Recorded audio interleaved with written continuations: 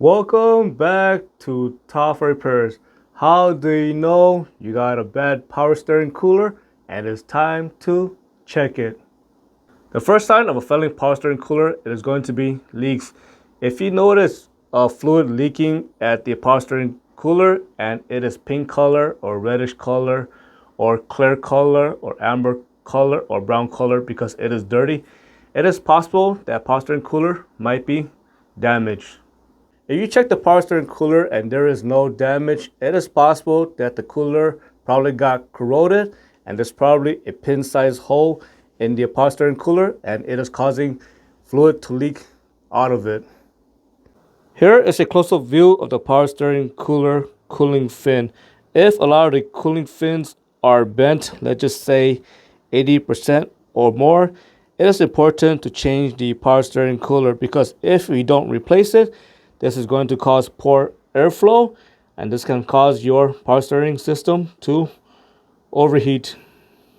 Also, make sure power steering fluid is not leaking at the connection or fitting.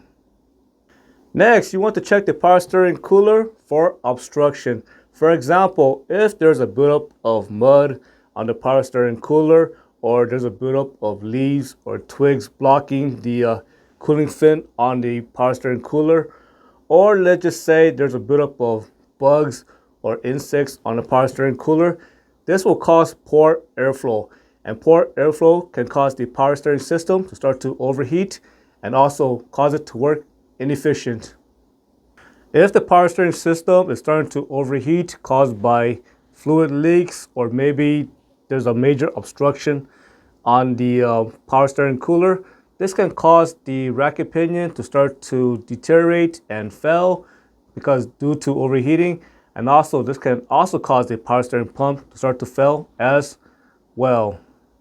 If you notice the power steering light turning on and you notice that you're having a difficult time turning and you're hearing a growling noise or metallic noise coming from the power steering pump area, again, you want to make sure that the power steering cooler is not the problem.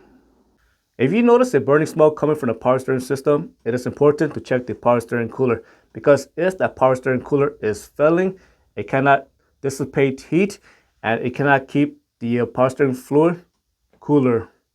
And again, if you don't change the power steering cooler or you don't fix the issue when there's obstruction, again caused by leaves or mud on it, this can actually cause the power steering pump and racket pinion to start overheating, and it can cause the power steering pump and racket pinion to seize. So if you're having a hard time turning or the steering wheel won't turn at all, again, the power steering pump and the racket pinion might be seized. If the power steering pump is seized and the pulley is not moving at all and the crankshaft is still turning, it can actually cause the power steering belt or serpentine belt to start to burn and it can cause it to slip off. I hope you found this video useful. As always, thank you for watching and subscribe to Top 5 Auto Repairs.